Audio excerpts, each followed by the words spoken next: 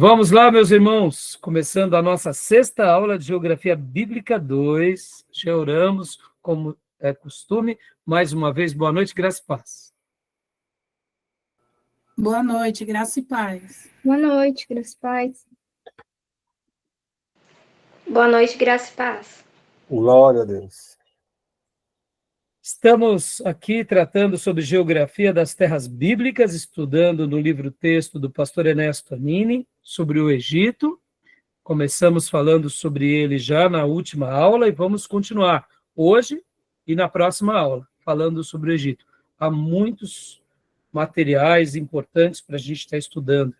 O Egito, ele é importante porque por meio do Egito, por meio da história registrada no Egito e por meio das descobertas arqueológicas, temos muitas evidências que comprovam a Bíblia, que mostram as histórias bíblicas, e é o povo de Deus também tendo uma participação no Egito, e ora o Egito com relação ao povo de Deus.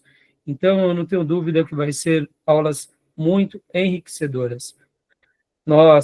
Passei para vocês também alguns vídeos do Rodrigo Silva e outros materiais que a gente tem estudado aqui para ser útil no nosso acervo, tá bom?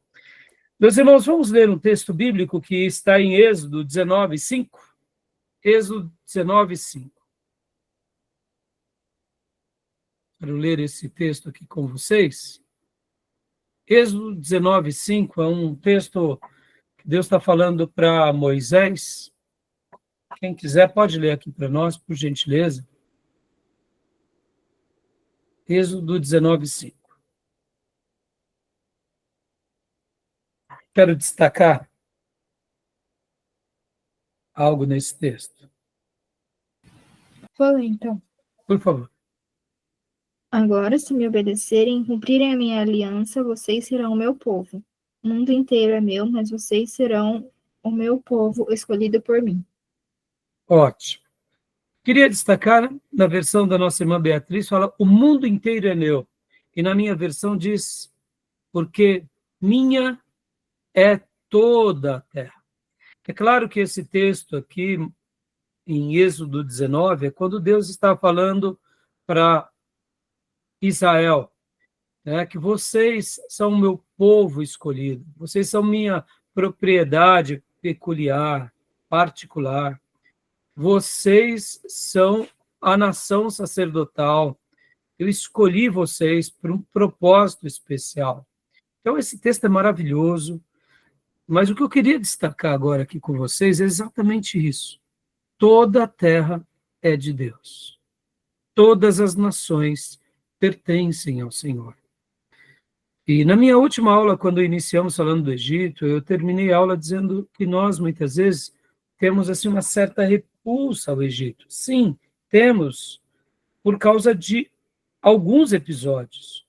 Mas vocês têm que se lembrar que nem todos os períodos e todas as dinastias, né, como nós iremos aprender aqui, vocês já aprenderam, elas eram dinastias que iam contra o povo de Deus. Havia períodos de paz e de harmonia. Por exemplo, nos dias de Salomão, o próprio Salomão casa-se com uma das filhas de Faraó. Ou seja, havia nos dias do próprio Salomão uma certa harmonia com o Egito. Então, aquela ideia estigmatizada que temos sobre que o Egito é uma terra amaldiçoada, né, que é um lugar ali de destruição, castigo de Deus, isso sim ocorreu por causa de um episódio, que foi o episódio ali quando Faraó, ou os novos faraós, querem agora aprisionar Israel, escravizar Israel e até destruir Israel. Mas podem ver que nos dias de José, as dinastias que ali estavam, a gente vai ver aqui que provavelmente foram as dinastias dos Ixos, mesmo que não tenham sido esses reis, no entanto, eles eram amigos do povo hebreu. Eles foram cordiais. Então, eu estou fazendo esse comentário aqui, irmãos, porque, na realidade, o que Deus ele vai ser contra? É contra o pecado. É óbvio que muitas nações estão nas suas cegueiras. Mas essa ideia, né, que muitas vezes temos de que se uma nação, um povo, não teme a Deus, ela vai ser destruída, dizimada, aniquilada, é uma ideia, eu diria, um pouco vesga. Deus, na sua misericórdia, ele não destrói as nações, ele tenta salvar as nações. O grande propósito de Deus não é mandar destruir as nações, é mandar salvar, é por isso que proclamamos o reino. Então, eu estou fazendo essa abertura aqui, porque, sim, o Egito virou um sinônimo de um lugar de castigo. Sim, o Egito virou um lugar de inimizade do povo de Deus, mas por causa daquele episódio que se dá no Êxodo, ou daquele contexto. E podem ver que quem exerce juízo sobre o Egito é o próprio Deus. Moisés é fruto do Egito. O povo que sai do Egito, que é o povo de Israel, eles foram muito abençoados com o Egito, como a gente vai aprender aqui. Então, guardem isso, né? Podem ver que se Deus teve misericórdia de Nínive, por que Deus não teria misericórdia das outras nações? E os profetas vão deixar isso muito bem claro. Eles vão profetizar contra as nações que estão vivendo em pecado. Mas, ao mesmo tempo, também, muitas vezes, Deus vai estar profetizando até restauração às nações, e podem ver que muitas profecias são a nós, gentios. Ou seja, povos perdidos que agora fomos alcançados pela graça, como acontece hoje.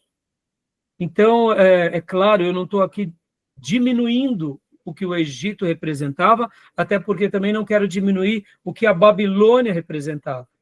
Mas eu quero dizer o seguinte, que Deus usou o Egito, né, num primeiro momento, e depois Deus puniu o Egito pela maldade, pelas quais eles quiseram cometer contra o povo de Deus, né? Eu deixo essa lição muito clara nas aulas de missões, né? Eu gosto muito de utilizar uma frase, né? Porque nós temos aquela ideia que no Velho Testamento Deus manda matar todo mundo. Não, meus irmãos, Deus não quer matar todo mundo, não. Isso é uma ideia errada e vesga, tá? A mensagem do Velho Testamento é: salve todas as nações. Vocês são a minha nação peculiar, são meu povo eleito para serem sal e luz, como aqui está escrito no versículo 6. E vós sereis para mim reino sacerdotal e nação santa. Qual era o propósito de Israel? Era trazer todas as nações agora para conhecerem o Deus de Israel. E por meio da sua santidade, glorificar a Deus. Então, na realidade, o povo de Deus foi separado com esse propósito, né? E o Egito, é claro, nos dias de Moisés, um pouco antes, eles se levantaram contra os hebreus, querendo aniquilá-los, escravizá-los. E aí, por isso que Deus pune. Lembram de Sodoma e Gomorra? Deus pune as nações ímpias, as nações maldosas. E até mesmo quando Israel vai e julga um outro povo, é porque aquele povo, no caso, no contexto bíblico, tá, meus irmãos? Vamos deixar isso bem claro. Contexto bíblico, tá? Era Deus agora fazendo a sua justiça, ora agora, por meio de quem? Do seu povo. Na última aula que trabalhamos bastante, né, sobre ali a Babilônia, nas outras aulas que falamos sobre a Síria, nós vimos o quê? Que Deus, ele tem a sua maneira de usar as nações, até mesmo contra o seu próprio povo. Mas, ao mesmo tempo, também Deus, ele quer salvar essas outras nações, tá bom? Mas é que o Egito, ele virou, né, um sinônimo de lugar de perdição. Então, essa é uma analogia que a gente não pode esquecer, que representa esse mundo caído, assim como Babilônia. Tá bom? Beleza, meus irmãos? Tranquilo? Então, meus irmãos, vamos lá, vamos trabalhar. A gente tem muita coisa para trabalhar e hoje eu vou estar utilizando bastante aqui aquele instrumento, né, que é o Notebook LM, que faz aquele mapa mental. Eu quero, inclusive, começar por ele, porque eu quero poder trabalhar com vocês essas aulas aqui. Eu fiz uma síntese do material que está no capítulo, no meu caso aqui, né, é o capítulo 3 da edição antiga do livro-texto. Na minha versão digital aqui, só mostra que é o capítulo do Egito, né? Então, deixa eu até mostrar aqui para vocês. Aqui é o capítulo 18 da nova edição, né? Eu acredito que o livro de vocês também deve ser, né? Capítulo 18. Joia. Então, no meu livro antigo em papel, é o capítulo 3. E nesse livro atual, é o capítulo 18. Estão vendo aí? Isso. Sim, vamos ver. Então, tá bom. Então, vamos lá. Eu fiz uma síntese, né? Gostei bastante, né, aqui dessa ferramenta, do notebook, LM do Google. Ele faz uma síntese muito grande. Eu peguei esse capítulo, condensei, e vamos agora para o mapa mental. Vocês conseguiram ouvir o áudio criado por inteligência artificial? Conseguiram ou não? Ainda Eu não. não consegui ainda. 8 minutinhos, mas é muito bom, viu? Então, até fazendo aqui um resumo daquele áudio, essa aula que nós estaremos trabalhando hoje, a gente vai ver bastante essa relação vital do Egito com o Nilo. Falaremos também de todas as dinastias dos faraós. É claro que eu vou apenas pincelá-las. Vamos também trabalhar, né, a correlação entre o Egito e a Bíblia. Quero também mergulhar um pouco mais detalhadamente sobre essa questão da geografia do Egito, em especial o Nilo. Já falamos na última aula sobre o Alto Egito e o Baixo Egito, e alguns historiadores, inclusive, falam até de Médio Egito. Inclusive, eu deixo até já esclarecer aqui por que falamos Alto Egito e Baixo Egito, e não Alto Egito, Médio Egito e Baixo Egito. Porque, segundo os historiadores, quando houve a unificação para se tornar império, eram cidades-estados, e tanto no Alto Egito tinha um rei, quanto no Baixo Egito. Então, quando há a unificação, unem-se esses dois. Logo, o Médio Egito ficava sob o comando deles em alguns períodos. Por isso que se fala muito sobre Alto Egito e Baixo Egito. Quero destacar aqui o Egito, e a gente vai até dar uma passeada aqui no Google Earth. Vamos ver ali onde nasce o Egito, vamos ver ali onde ele serpenteia, né, cortando os países africanos. O livro-texto trata isso. O livro do pastor Enéas Tonini, ele é um clássico tão bom, porque ele traça os detalhes de onde nasce, as montanhas, os lagos próximos, mas aqui hoje, com a tecnologia, irmãos, vai ser uma delícia, porque a gente vai poder ir até o Egito, ir até as nascentes, os lagos principais, e eu quero até ensinar para vocês aqui algo que eu já tinha mostrado nas aulas passadas, mas essa ferramenta facilita para nós, quando a gente habilita, né, o Google Earth, quando a gente habilita, você consegue até ver a altitude, por exemplo. Os lagos que o pastor Enéas cita, né, nos países africanos, eles estão aproximadamente 1.000 metros acima do nível do mar.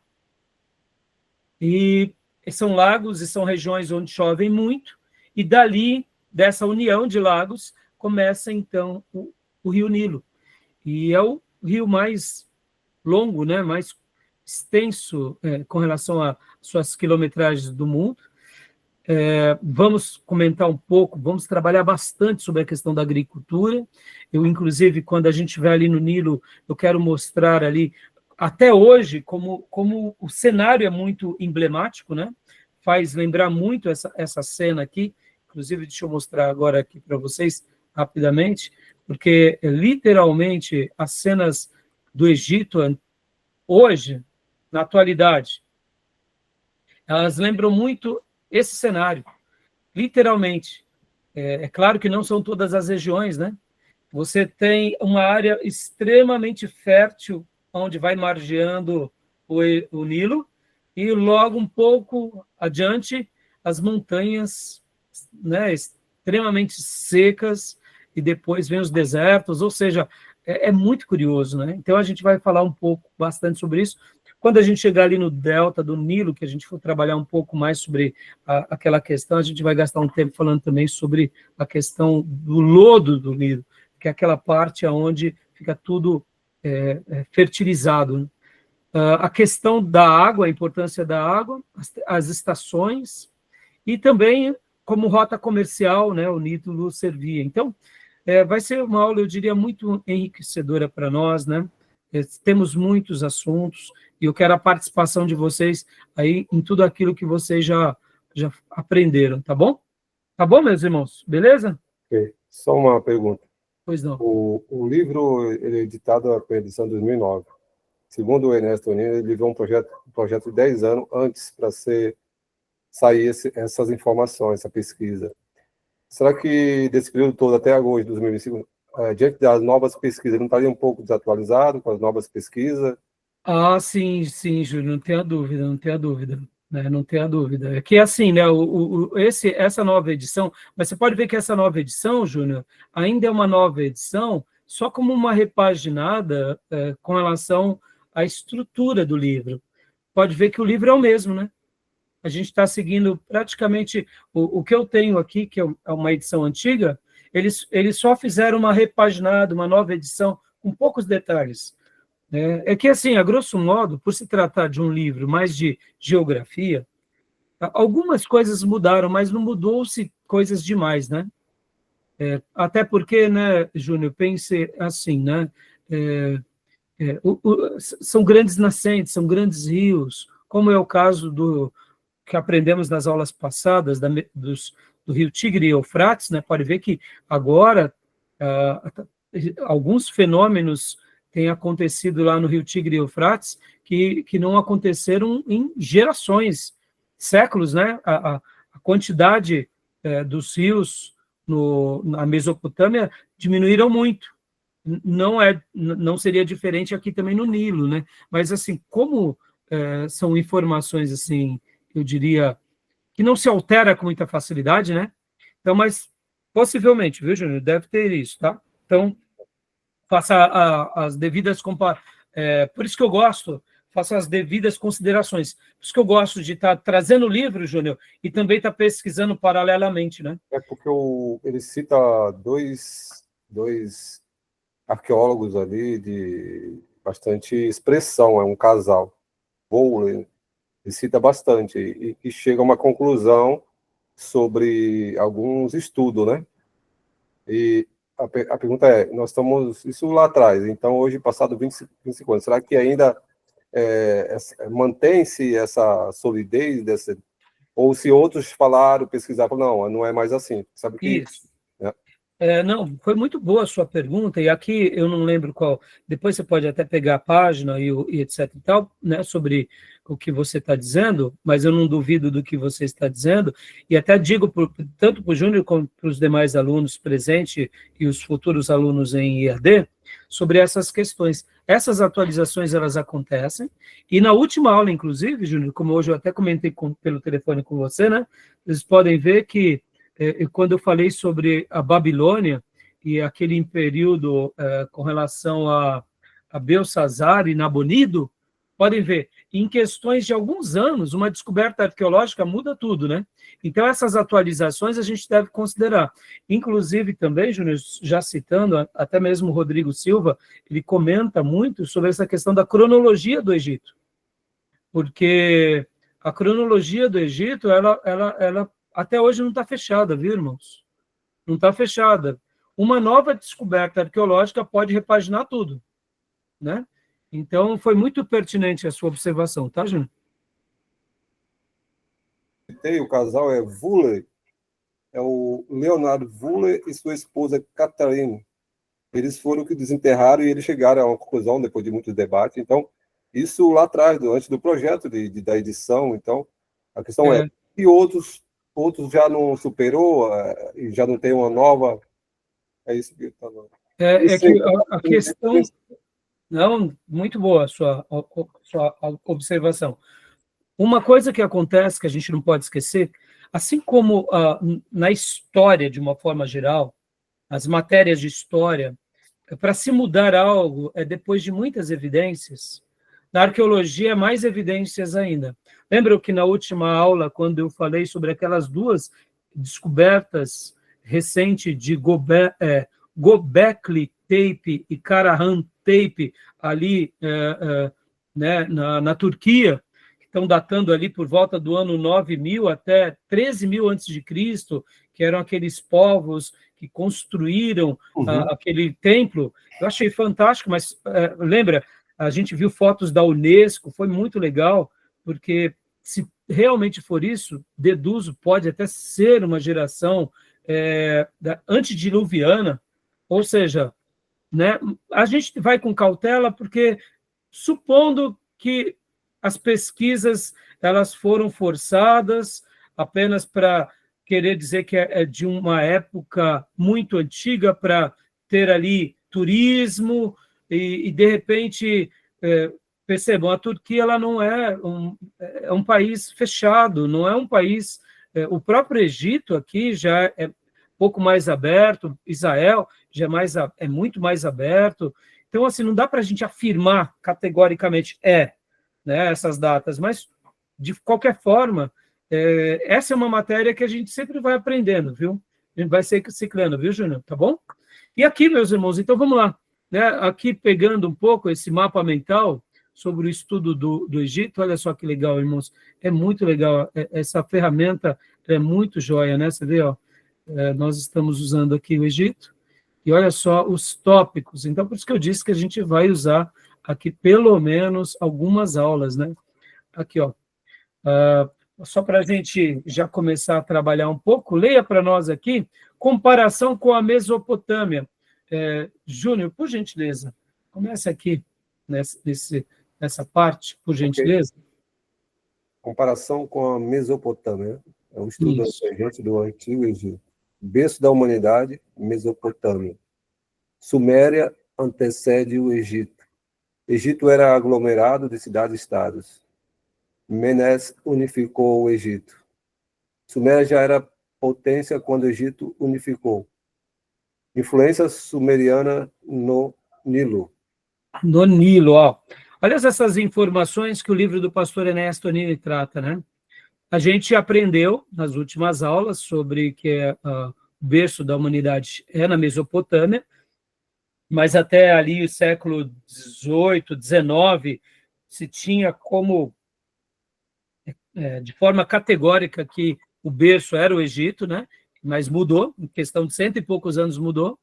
A gente sabe que a Suméria antecede o Egito, inclusive, enquanto a Suméria era já uma grande potência, o Egito ainda era apenas cidades-estados, que viviam ao redor ali, né, do Nilo.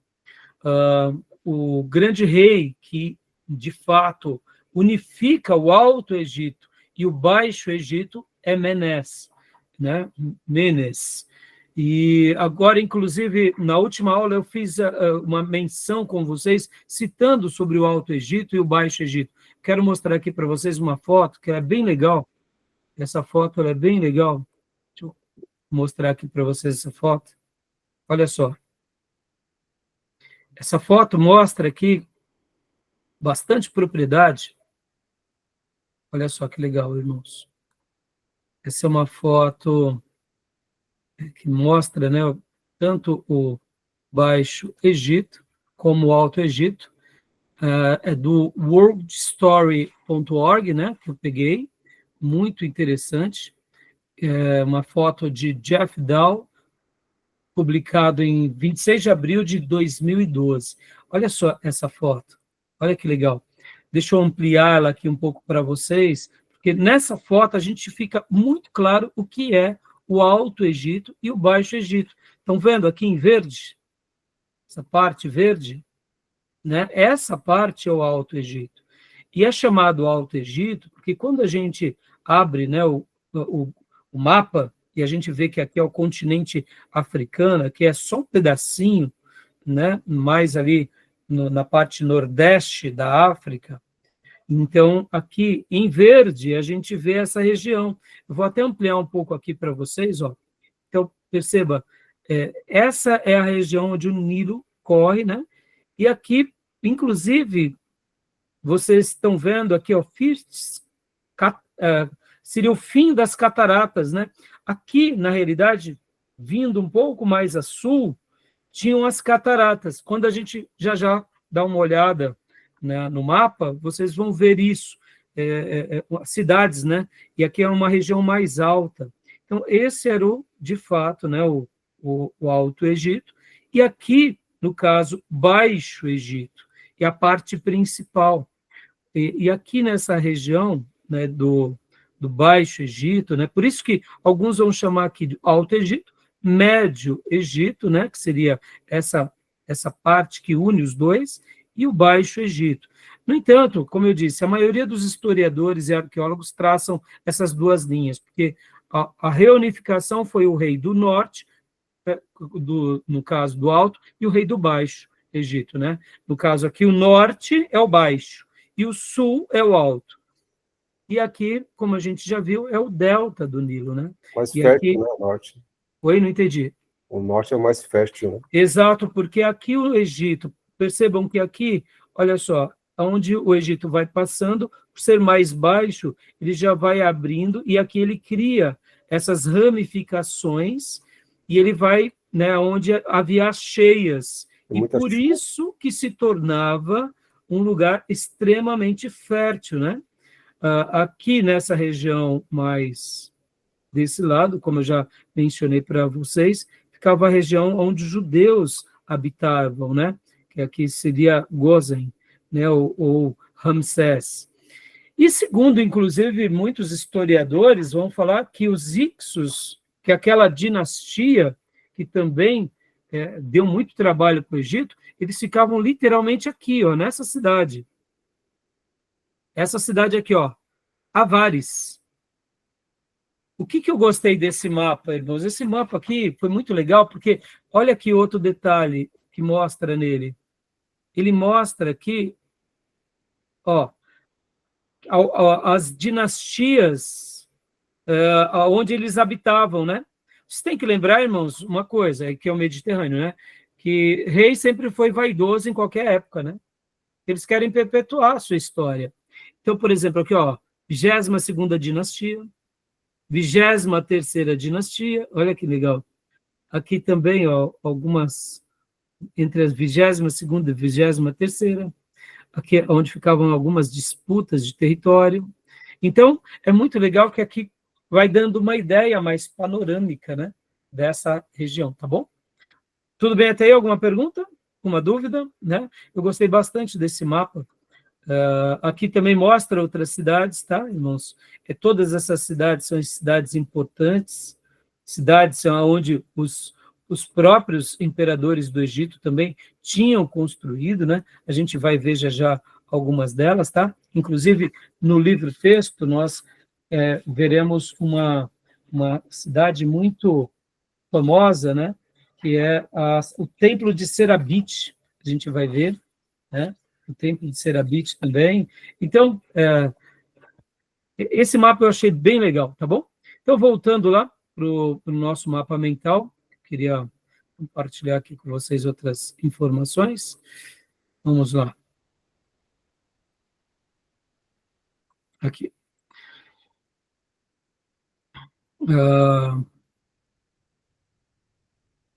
Uma coisa que eu queria... aqui, ó. Suméria já era potência quando o Egito unificou, e influência sumeriana no Nilo. Vamos lá. Vamos ver se os alunos estão prestando atenção nas aulas. Por que os sumérios possivelmente influenciaram os egípcios? Se tratando de povos mais civilizados... Por causa da escrita? Por causa das? Escrita? Também, mas na questão, vamos pensar assim como desenvolvimento econômico. O que os sumérios, não tenha dúvida, a escrita foi fundamental, porque por meio da escrita eles iniciam as suas escritas por causa do comércio. Mas lembram?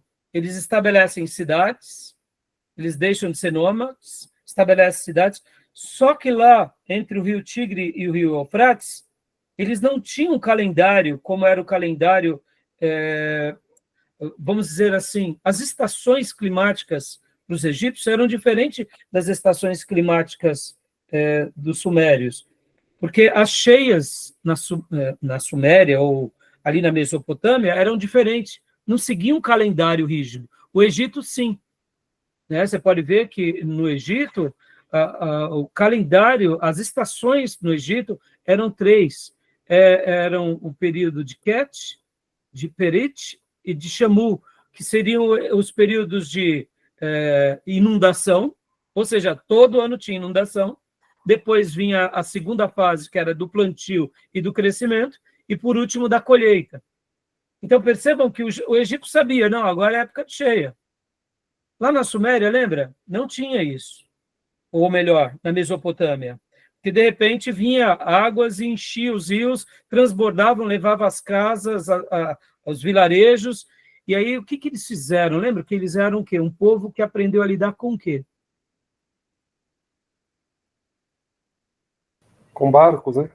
Com barcos, mas vou dar, talvez vocês vão lembrar agora, a questão hidrográfica, lembra? Eles eram um povo que aprenderam, eles foram muito competentes, porque eles aprenderam o quê? A utilizar agora, a criar novas nascentes, eles sabiam que, bom, eles criavam essas valas para irrigarem, está vindo enchente mais do que se precisa, então pode ver que as cidades, ao longo dos séculos e até mesmo milênios, eles criaram esse domínio hidrográfico. Os canais. Os canais, exatamente. E aí eles se aperfeiçoaram. Aqui, olha só, a influência sumeriana no Nilo. Por quê? Porque agora os egípcios aprenderam também muito sobre as questões dos canais. Ó, aproveitando já, né? Deixa eu mostrar aqui para vocês algo aqui no nosso Google Earth. Olha que legal. Essa foto aqui é muito, muito legal. Olha só. Essa foto registra, né, atualmente, essa é uma foto de satélite atual, mostrando aqui, né, o delta do Nilo. E essa parte verde, irmãos, hoje é onde eles plantam, literalmente, né? Quando nós aproximamos, olha só que legal, irmãos. Quando a gente aproxima, né? Vamos pegar aqui esse ponto aqui, ó, um ponto qualquer. Né? Podem ver que aqui tem uma cidade estabelecida. Estou pegando um ponto qualquer, tá vendo? Uma grande cidade, ó, para ver que é uma cidade muito bem estruturada, né? Ó, uma cidade uma metrópole, como a gente conhece hoje. Mas olha o que tem ao lado, né? Olha o que tem ao lado. Se a gente puxar aqui e for ver, muitas plantações. Né? Porque, de uma forma, é óbvia, hoje totalmente tecnológica, totalmente industrial, eles fazem o cultivo e as plantações. Mas, antigamente, isso tudo era como? Era manual, era rústico, né? Mas percebam, olha como a foto atual demonstra como hoje, ainda hoje, o Egito e essa região do Delta ainda continua sendo um lugar fértil. Podem ver, aonde há essa questão da água doce, né? E aqui, deixa eu mostrar para vocês, quando a gente pega um pouco o Nilo também, quando a gente pega o Nilo também, a gente vai ver algo bem característico aqui no Nilo. Olha só que legal. Quando a gente pega aqui, por exemplo, o Vale dos Reis. Olha, deixa eu descer aqui, irmãos. Olha só que legal. O Vale dos Reis também é um lugar turístico atualmente. Olha que legal. Ó. Então vamos fazer uma viagem rapidinho aqui, os Vales dos Reis, onde vários faraós também perpetuaram as suas construções. Ó, só que antes da gente chegar no Vale dos Reis, percebam, atualmente, olha o Nilo como ele está, e olha ao redor do Nilo as plantações atuais. Tudo isso é plantação, irmãos. Mas temos as cidades próximas e o Nilo sempre sendo o quê? O lugar pelo qual, né, gera toda essa vitalidade. Agora vamos aqui para os Vales dos Reis. Olha que interessante. Ó, olha como a geografia no Egito ela é agressiva, né? Pode ver que não são tantos quilômetros, né? Até o Nilo. mas olha o deserto atual. Percebam, irmãos, essa foto, até mesmo quando a gente começa a aproximar, percebam, montanhas, praticamente pedras e areias, né? E aqui é legal, depois vocês pesquisem melhor o Vale dos Reis. Só vou dar uma descidinha aqui com vocês, só para a gente enriquecer a nossa aula. Olha só, que legal. Né? Vamos lá. Vamos passear um pouco. Olha aqui, atualmente é esse o lugar do Vale dos Reis. Aqui são as descobertas arqueológicas de várias dinastias de faraós, né? Olha só, irmãos. Super interessante. Dá para imaginar que alguns quilômetros daqui há aquela riqueza imensa, né? Não dá, né? Interessante, não?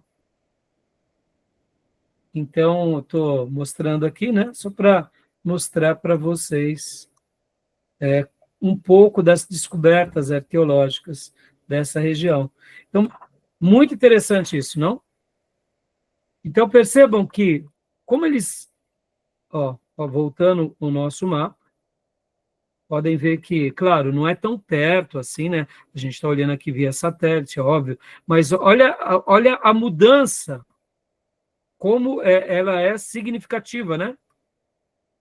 Como é significativa. E quando vocês vêm para cá, irmãos, vocês vão notar que aqui nos Vales dos Reis, inclusive tem vários hotéis, né, importantes, porque são regiões turísticas, né?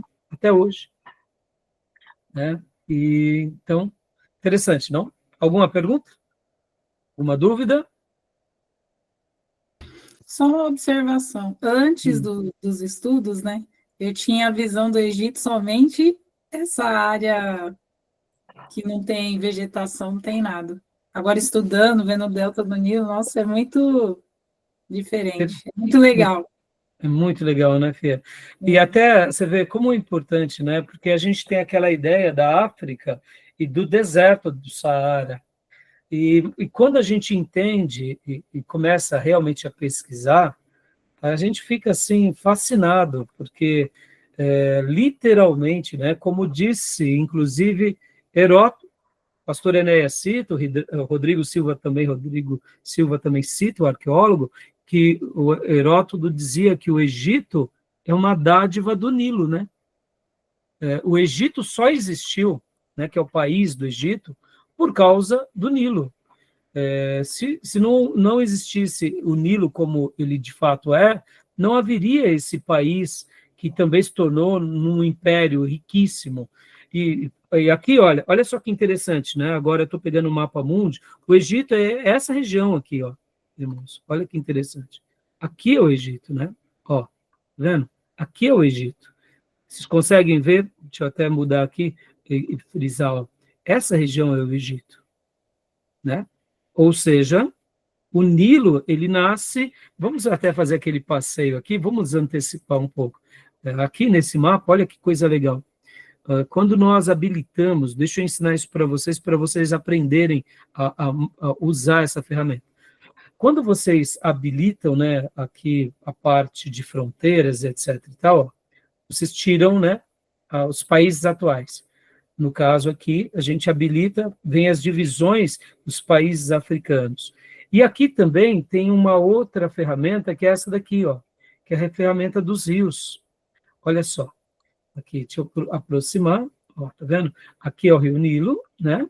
Onde o Rio Nilo nasce? Quando eu venho aqui nessa ferramenta, que seriam os rios, e eu procuro, vocês verão que aqui está, olha só, onde está Nilo, aqui, ó, Nilo. Eu clico, olha só, ele já destaca o Nilo, olha só. Então, como o pastor Enéas, no seu livro texto, diz, o Nilo literalmente nasce aqui, ó, na Uganda. Ele nasce aqui na Uganda, literalmente na Uganda, mas ele desfruta do quê? Desses lagos aqui. Essa é uma região que chove muito. Aqui é a República Dominicana do Congo, né? Essa região chove muito. E só para vocês terem uma ideia, lembra que eu falei há pouco que eu ia ensinar para vocês algo? Olha só que interessante. Já ensinei isso. Então, ó, voltando aqui, ó, esse azulzinho que está aqui, né? Deixa eu mostrar aqui, deixa eu alterar essa tela, tá vendo? Quando você habilita esse ícone aqui, irmãos, ó, se eu habilitar todos esses ícones que estão aqui na lateral, todos os rios importantes, por exemplo, o Tigre e o Eufrates, ele vem com o rio, ele marca, né? Você está querendo saber onde fica tal rio? Você habilita, ele mostra para nós. Então, por exemplo, ele trouxe aqui totalmente, né, onde está realmente, onde nasce o Nilo. E ele passa pela Uganda, Sudão do Sul, e olha só, ele continua, né? Ele continua a sua viagem. E agora deixa eu ensinar essa ferramenta. Não sei se vocês vão conseguir enxergar aí, porque são letras de computador, mas aqui, irmãos, ó, aqui, ó, nessa parte da tela, vocês vão ver, enquanto eu manuseio o meu mouse, vocês vão ver em metros.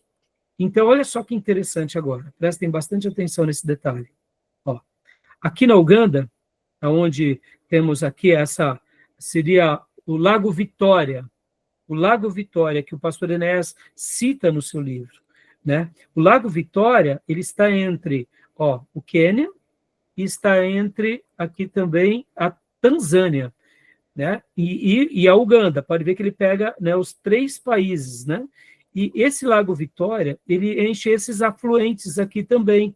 E quando você vem aqui com o mouse, olha que coisa fantástica, e você coloca o mouse aqui em cima, vocês irão notar aqui embaixo, ó, que é por volta de 1.135 metros acima do mar, esse lago. Olha que fantástico. Então, essa é uma região muito alta. Quando aqui são montanhas também, ó, pode ver, ó, 1.400, 1.300, aí aqui já começa a descer, porque aqui você já vai para esse outro mar, que é o mar, que, se não, eu não me recordo agora, aqui é o Mar Vermelho, né? Aqui eu não me recordo o nome desse mar agora, tá? Depois a gente... Então, percebam, aqui, olha que interessante essa informação. Vocês percebem que aqui é mais baixo, né? Aqui são as montanhas, e aqui é como se fosse esses países da África são um pouco mais altos, ó. Então, aqui ele está por volta de 1.135 metros acima do nível do mar. Aqui também temos esse outro rio que o pastor Enéas trata no seu livro-texto, que seria o Kogeri, o Lago Kogeri. E aí, olha só, esse Lago Kogeri também, ó, 1.035. Vamos lá, olha que legal. Aí, esses afluentes fazem com que esse outro lago, que é o Lago Albert, que ele está também aqui, ó, por volta de 606 metros. Ou seja, olha, querendo ou não, esses lagos estão a quase 400 metros acima deles. Então, nas chuvas, os afluentes, né, vêm e acabam enchendo essas regiões, e é em virtude desses lagos e desses afluentes que nasce aqui o Nilo.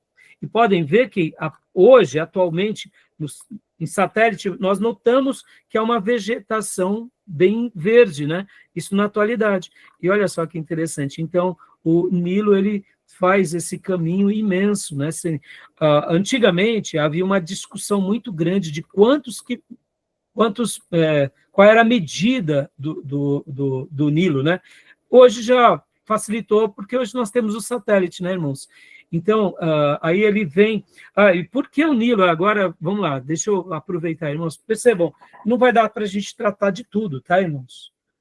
São muitas informações na nossa aula, e eu faço questão aqui de trazer alguns dados para vocês, que estão extra livro, né? Extra vídeos. Mas olha só, essa é uma região que chove muito?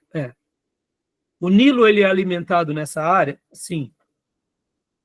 Então, toda essa riqueza dessa biodiversidade vegetal e animal vai sendo jogada para dentro do Nilo, que naturalmente, quando pega aqui toda essa região do Sudão do Sul, ó, perceba que até aqui, ó, Sudão do Sul, parte da Etiópia, República Centro-Africana, apenas aqui quando entra no Sudão, olha como a geografia já muda. É aqui onde entram os famosos deserto do Saara. E essa é uma região muito desértica. Mas a gente vai aprender também aqui, e no próprio livro-texto, o quê? Que o próprio Egito, a parte habitável, ou seja, de toda essa geografia aqui, que é imensa, né? Quando a gente pega todo esse território como o território do Egito, a parte habitável que os seres humanos conseguem viver é mínima, irmãos. Ou seja, é aqui no delta do Nilo e é margeando o Nilo. E alguns outros lugares que tem algumas nascentes. O resto é deserto. Ou seja, é praticamente 5% do Egito que é habitável. Predominantemente árida, né? Exatamente, é montanha. O extenso é deserto, o Egito. É muito mais, né? Muito mais. Exatamente, né, Júnior? Então, o Nilo é a dádiva dos deuses por isso. Exatamente, por isso que quando o Heródoto falou que o Egito é uma dádiva do Nilo, ou seja, se não fosse o Nilo, o Egito não existiria. Seria só um deserto como essa região aqui. Verdade. Né? Não teria vida, teria vida, no caso, apenas desértica, né? Daquela fauna específica. Então, agora, voltando, eu não falei há pouco que essa região chove muito? Então, toda essa riqueza mineral, animal, ela vai sendo levada logo por todos os seus afluentes. E olha que coisa linda, meus irmãos, quando você pega, até hoje, olha, toda a região que margeia o Nilo, ela é fértil. Pode não ter civilizações tão grandes quanto é lá no Egito, mas pode ver que aqui já está tudo habitável, mas aonde o Nilo passa, hoje, estou falando atualmente, né? Há uma cidade, há uma riqueza, né? E por isso que, assim, antigamente, os povos só existiam ao lado de grandes rios. Agora, voltando aqui, então ele vai serpenteando.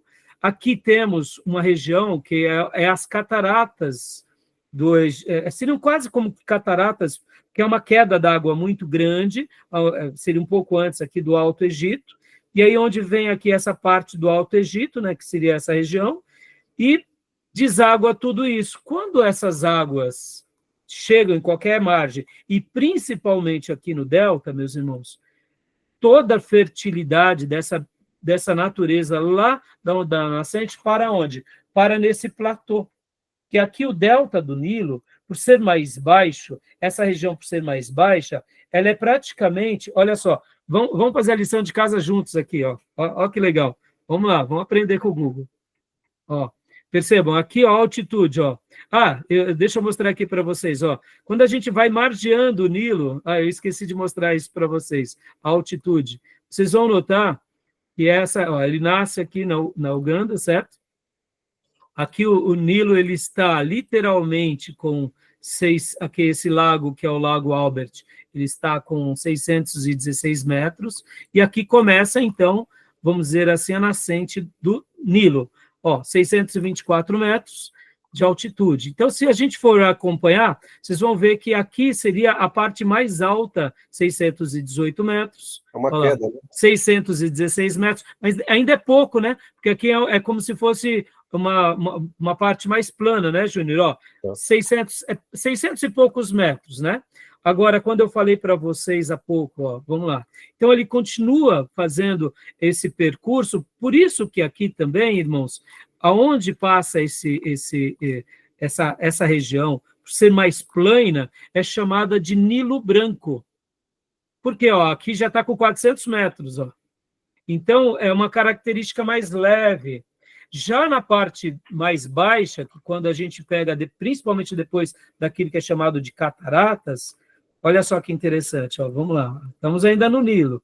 Vamos ver qual é a altura dele, É aqui, 400 metros, 396. O menino Moisés se encontra lá no norte, né? No baixo, né? É isso, o Egito, assim, o Império era lá, né, Júnior? Na realidade. O Império, ele se concretizou no Alto Egito e no Baixo Egito, que é essa região aqui, né? Essa região. Mas olha só aqui que interessante, Essa região, olha aqui, ó, em metros, Aqui já estamos em 170 metros de altitude do nível do mar. Percebam, irmãos? Olha como já baixou, né? Porque aqui, olha, onde eu falei que tinha as cataratas, ainda aqui não. mas é nessa região onde tem umas quedas d'água.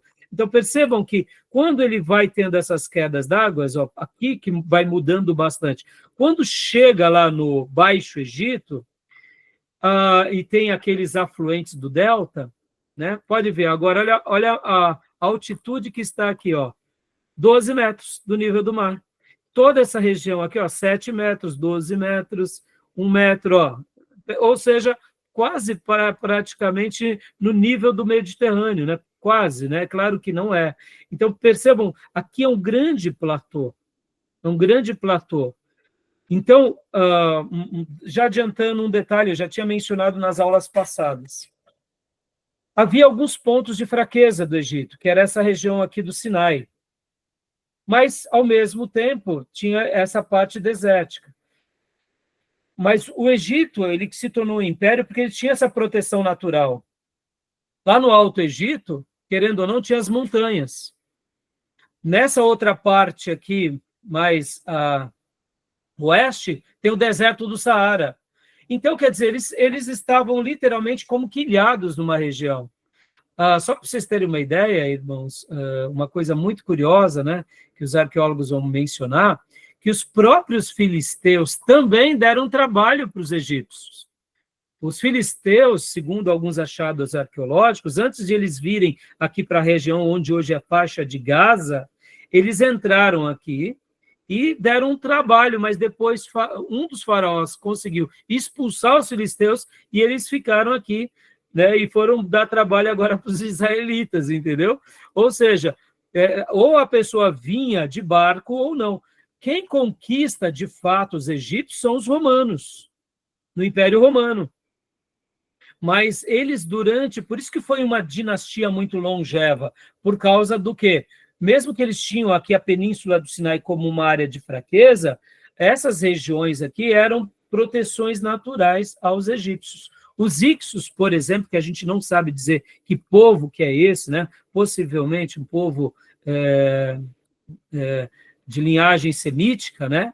Ou outros vão falar que eles tinham a ver com os hititas, é um mistério, a gente não sabe, mas possivelmente eles vieram aqui dessa região, né, de cima, da região da Ásia Menor, alguma coisa da Anatólia, alguma outra região, né?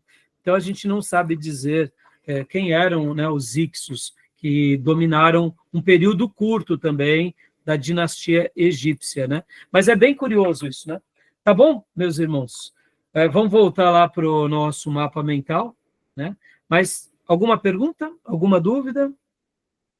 Tudo bem até aí? Então, Tudo. joia. Então, eu só vou voltar aqui para o mapa mental para a gente estar fechando essa parte. Vamos ir para o próximo ponto aqui, né? Rapidamente. Então, agora aqui, contribuição para a civilização. A gente vai abrir essa segunda parte aqui, né? Olha só, o Egito, querendo ou não, assim como a Mesopotâmia, né, passou por um processo de desenvolvimento muito grande, ele também teve a sua contribuição, né, tanto para a sua civilização quanto para outras civilizações. Podemos ver que o próprio Moisés, ele foi educado na ciência do Egito. Pastor Ernesto Nini, eu quero fazer questão, já a gente vai ler sobre a família no Egito, no livro-texto. É um capítulo que vale a pena a gente ler em classe, mas eu gosto muito desse ponto aqui, irmãos. Por isso que eu fiz, na abertura dessa aula, eu li o texto de Êxodo e disse que aquela ideia estigmatizada que nós temos do Egito condenado é ali com Moisés, porque, de fato, o povo de Israel, como eu já mencionei, quando eles vão para o Egito, eles são abençoados com a cultura do Egito. Deixa eu ensinar aqui uma coisa para vocês, irmãos. No projeto da providência de Deus entre nós, Deus nunca vai deixar com que o seu povo seja a única bolacha do pacote, tá?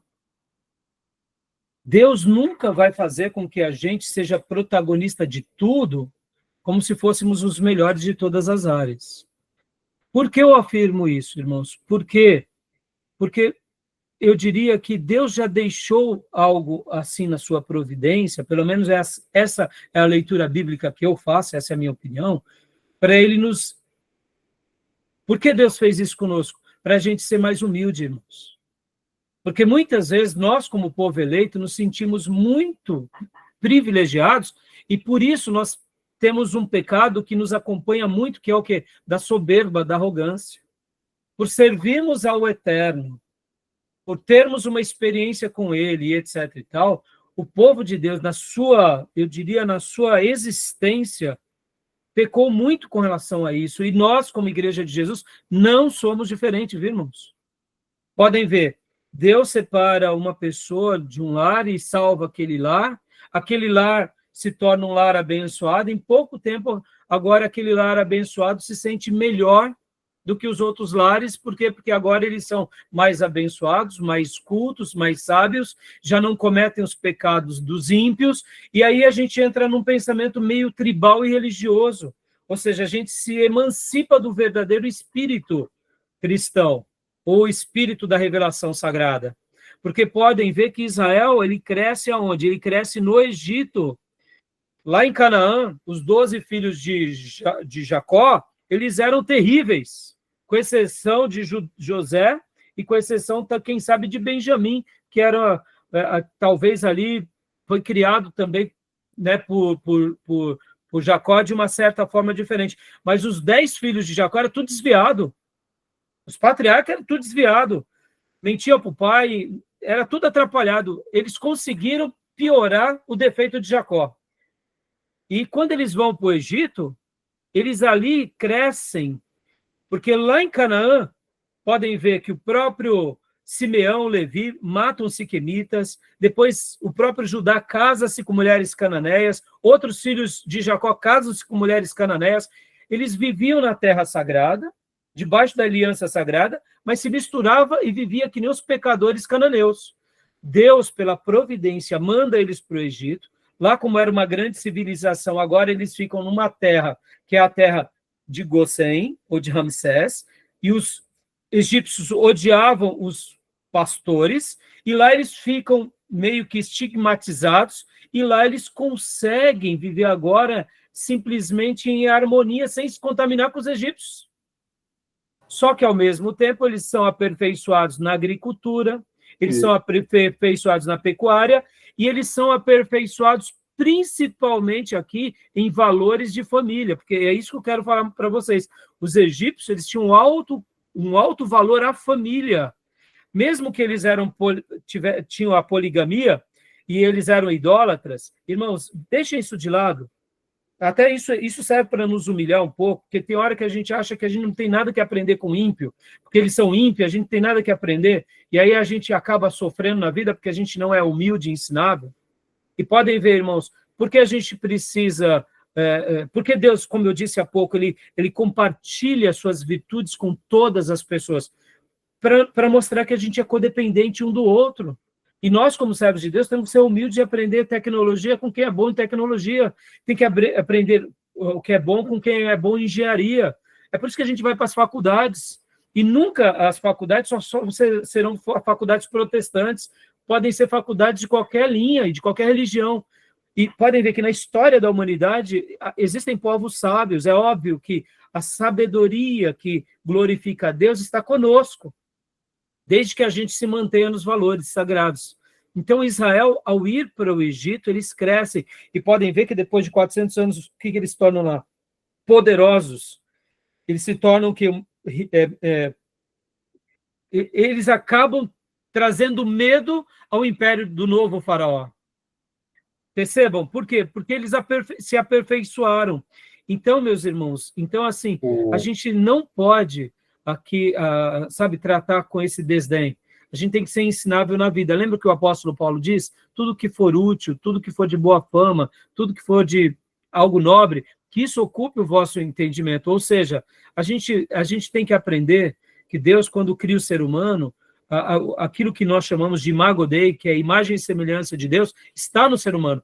Esse ser humano pode até ser um ateu, pode até ser uma pessoa seguidora de outra religião, mas ele tem a imagem e semelhança. A única questão é que ele não vai atribuir a sabedoria dele, as virtudes e as bênçãos dele ao Deus eterno como nós. Ele vai dedicar toda essa conquista aos seus deuses. Nós fazemos uma leitura com misericórdia, dizendo, olha que pena, quem deu tudo isso para eles foi o Eterno, eles estão atribuindo o que Deus deu a eles a outros deuses, e eles não sabem, por isso que a gente tem que pregar o Evangelho. Então, eu gosto muito dessa ideia que o pastor Enéas Torino trabalha no livro, e por isso que eu quis gastar tempo aqui com vocês, porque o Egito ele foi muito importante para o povo de Deus, tá bom? E o povo de Israel era um povo sem pátria ali também, como nós vemos o palestino. O povo de Israel aí no Egito cresceu um povo sem pátria, vivia dentro da nação do Egito. Sim, sim. Entendeu? Só que eles acabaram sendo muito beneficiados, né, Júlio? Sim. Né? Tá bom, meus irmãos? E ali, ó, deixa eu até dar uma pitada aqui de algo para vocês, para a gente fechar esse bloco. Um certo dia eu cheguei para um grande professor de teologia e perguntei para ele, aonde nasce a tribo sacerdotal? A tribo de Levi sacerdotal. Porque quando a gente pega Gênesis com José e vamos para Êxodo, capítulo 1, com Moisés, há um hiato ali de algumas gerações, de alguns séculos. Quando nós fechamos ali Gênesis 50, com a morte de José, Levi, quem era Levi? Levi era um dos filhos de Jacó, que tinha sido dado a ele ser dispersado entre o povo de Deus, até na bênção de Jacó. Ele e Simeão. Por quê? Porque eles mataram os siquemitas. Quando a gente lê Êxodo 1, a tribo de Levi já é uma tribo de pastores de Israel. Fica aqui uma dica para vocês. Quando nós lemos do Êxodo em diante, é muito evidente, porque o próprio Moisés nasce de que tribo? Da tribo de Levi. Ele é irmão de Arão, irmão de Miriam. Olha só que interessante. Quando a gente lê o livro, fica muito claro, e ali a gente vê o papel sacerdotal, quando Deus separa, né, Moisés no capítulo 3, dizendo, não, chama teu irmão, ele vai ser boca. Ou seja, os levitas ali em Êxodo, nos inícios, já são os pastores de Israel. Mas os levitas ali, no final de Gênesis, era só mais uma família, que tinha sido abençoada por Jacó e que seria dispersado em Israel. Mas não estava claro o que eles iam fazer. Percebam, irmãos, foi nesse período do Egito, dessas gerações, que Deus, de alguma forma misteriosa, separou a tribo de Levi para o pastorado. Porque agora, quando já vem no Êxodo, eles já sabem da sua missão e do seu papel. Não tá, o texto bíblico não mostra isso. Quando foi, quem foi que profetizou, como aconteceu. O que eu entendo? Que a tribo de Levi, assim como a tribo de Simeão, que foram dispersas, a tribo de Simeão foi incorporada na tribo de Judá e foi dispersa, entre outras, a tribo de Levi, a tribo de Simeão, isso é uma dedução minha, tá, meus irmãos?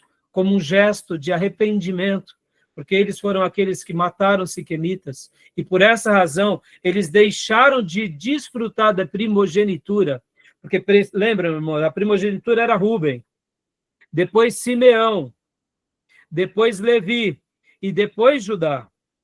Mas percebam que a primogenitura espiritual acabou caindo com Judá, mas porque os outros irmãos se perderam no meio do caminho. E podem ver que Jacó, ao dar as vestes talares, segundo até o Rodrigo Silva, eu achei muito interessante, ele já estava dando ali para José a primogenitura física. Porque vocês verão que depois, nos demais livros bíblicos, a gente entende que a primogenitura espiritual fica com Judá e a primogenitura física fica com Efraim, que é o filho primogênito de quem? De José. Ou seja, por isso que no Velho Testamento muitos profetas chamam Israel de Efraim. É interessante esses detalhes, né? Mas olha, voltando aqui, o que eu deduzo, meus irmãos? Isso é a minha leitura, tá? Que durante esse período no Egito, os levitas e o povo de Simeão caíram em si. E eu até deduzo que os simeonitas, eles foram incorporados também na tribo de Levi, e eles se tornam agora pastores como um gesto de arrependimento. Um dia destruímos famílias, agora cuidaremos não só dessa família, mas seremos bênção para todas as famílias da terra. Por isso que ali sai a tribo de Levi, que é a tribo pastoral, da onde saem os sacerdotes e os levitas. Porque o que eram os sacerdotes e levitas? Os pastores de Israel. Ou seja, a contribuição, tá bom? Essa é a minha opinião, tá bom? E foi aonde? Foi nesse período em que eles estavam no Egito, tá bom? Beleza, meus irmãos? Vamos para o nosso intervalo? E a gente continua a partir daqui, tá bom? Alguma pergunta, alguma dúvida? Pastor, por que a primogenitura ficou dividida em Judá? Então, porque na realidade, até, olha só, nós não temos uma resposta. Falar assim, pastor, são deduções que chegamos. A grande herança de Abraão não vem da tribo de Judá em Jesus? Então, quando a gente olha assim, que Abraão gera Isaac, a primogenitura não foi para Ismael, foi para Isaac. Isaac gerou quem? Gerou Esaú e Jacó. A primogenitura foi para Jacó, não foi? Jacó gerou os 12 filhos. A primogenitura espiritual que estava lá em Abraão vai para quem? Dos 12 filhos, vai para Judá, não vai? Tanto é que Jesus é leão da tribo de Judá. Então, a gente entende isso pela revelação bíblica, não é assim? Mas quando a gente vai fazer algumas leituras com relação a essa representatividade, a gente começa a entender que a primogenitura física, num primeiro momento, Jacó estava separando José. A maneira em que ele dá a veste talar, ele está honrando já, ele já estava escolhendo, isso é o entendimento, tá? Alguns vão dizer que Jacó estava estragando José. Eu não acredito nisso. Eu não acredito nisso. Tanto é que, olha José, quem era José? José é o Israel que deu sempre certo, né? Pode ver que José, ele foi o melhor discípulo de Jacó. Ele foi o grande, pode ver que ele foi o grande salvador do seu próprio povo, e ele fez o papel de líder. Ele foi o líder, né? Depois do seu pai, ele foi o arrimo de todos os seus irmãos, e ele foi quem deu a alforria para todos os seus irmãos indo para Gosém, possivelmente dando até recursos dele próprio para manter os seus próprios descendentes, né? Então, o que acontece, irmã? Nesse período, a gente sabia que espiritualmente a primogenitura viria para a tribo de Judá, porque está escrito lá, a profecia foi dada. Como ia acontecer é um mistério. Mas e a primogenitura física? Os profetas vão chamar Israel de Efraim. Ó Efraim, Efraim, dando essa ideia de liderança. E quando a gente lê o texto bíblico no Velho Testamento, há um destaque para Efraim. Por exemplo, filha, Josué era da tribo de Efraim. Siló, né? Quando a gente pega Siló, que o povo de Deus volta agora para Canaã, Siló ficava nessa região das cidades, se não me falha a memória, de Efraim, que era a capital espiritual. Então, num primeiro momento, era como se Efraim ele representasse essa liderança inicial. É óbvio que depois as coisas foram tomando outras frentes, entendeu? E podem ver que depois até a própria tribo de Efraim, assim como também Manassés e todas as demais tribos do norte se perdem, né? E só sobra Judá. E podem ver que essas 10 tribos e meias que se perdem, muitos desses israelitas, dessas tribos do norte, voltam com Josias, por exemplo, com o rei Josias. Eles voltam para pertencer ali à tribo de Judá. Então, assim, há essas misturas, entendeu? E, por último, só sobra Judá. Pode ver que todos os judeus, até o nome mesmo hoje, quando a gente lembra dos hebreus ou dos israelitas, sobrou quem? Sobrou judeus, né? duas tribos sobraram acertadamente, que são as tribos dos judeus, que eram quem? Os judeus, os benjamitas e os Simeão, e quem? E os filhos de Arão, né? Que no caso, ou melhor, os levitas, que eram principalmente os coatitas, né? Esses agentes, na história do judaísmo, a gente trouxe essas linhagens de forma mais assertiva. Muitas outras se perderam. É claro que entre os judeus tem documentos, porque é um povo milenar, né? Então, eles têm os seus registros, eles têm as suas... Pense assim, Beatriz, para nós brasileiros, que somos tudo junto misturado, a gente não valoriza muito isso. Mas para um judeu isso é muito importante, né? Você saber que o seu ancestral, né? Podem ver que nos dias de Neemias, eles tentam fazer essa avaliação, né? De qual tribo é você. E até mesmo alguns servos de Deus, e até levitas, que não tinham seus nomes nos livros genealógicos, eles ficaram separados nos dias de Neemias. Lembram disso? Porque ainda não tinha o sumo sacerdote para consultar o Urim e Tumim.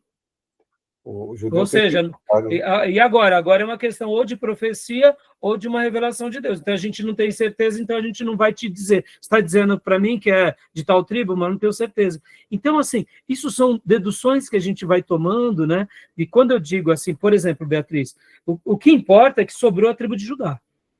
Mas num primeiro momento era a tribo havia essa separação, né? Entendeu? Como eu disse, a primogenitura física e a primogenitura espiritual. Pode ver que José é esse arrimo. José recebe essa primogenitura física. É ele que sustenta, é ele que banca. Aliás, é ele que salva, né? Ele salva o seu povo, ele salva o Egito, ele salva muitas nações, né? Olha aí, olha o texto que nós lemos de Êxodo 19 se cumprindo. Vocês serão o quê? Nação santa, povo eleito. Toda a terra é minha, mas vocês são nada mais do que, vocês são para mim um reino de sacerdote. José foi esse homem? Foi. Restaurou esse povo? Foi. Aonde? Lá em Canaã? Não, no Egito. Entendeu? Então, isso são deduções, tá, filho? É assim que eu entendo, tá? Posso estar até um pouco errado, mas essa questão da primogenitura física e espiritual, ela se dá. Podem ver que quando o Apocalipse vai falar das 12 tribos, ela não cita mais Efraim, se não me falha a memória. Por quê? Porque Efraim se perdeu também no meio do caminho, entendeu? Mas ela cita José. A questão das 13 tribos que eu falei lá. O especialista falou que quando Jacó abençoa, chama José, ele troca lá, e José fala, pai, mas fulano aqui no sistema Manassés é o primogênito. Ele falou, não. Aí ele abençoou o outro segundo. E foi duas tribos abençoadas, gerou nesse período aí. Pode ver que ali, quando o povo de Deus volta com Moisés, não tem a tribo de José, não. Mas tem a tribo de Efraim. Entendeu, Pedro? Por isso que eu disse que, num primeiro momento, era a primogenitura física. Eles representavam a liderança. O próprio Josué, como eu mencionei, ele era o grande líder da tribo de Efraim. Eu deduzo também, tá bom? Ele tinha como grande referência seu grande líder Moisés, claro, e o seu grande antepassado José. Um dos meus pais foi José, eu quero ser que nem ele. Deus nos ajude, né? Pisar nos passos desses grandes homens de Deus, tá bom? Vamos para o intervalo, senão vai ficar muito longo aqui, tá bom? Fechou? Mais alguma pergunta? Não? Fechado, então. Parar a gravação.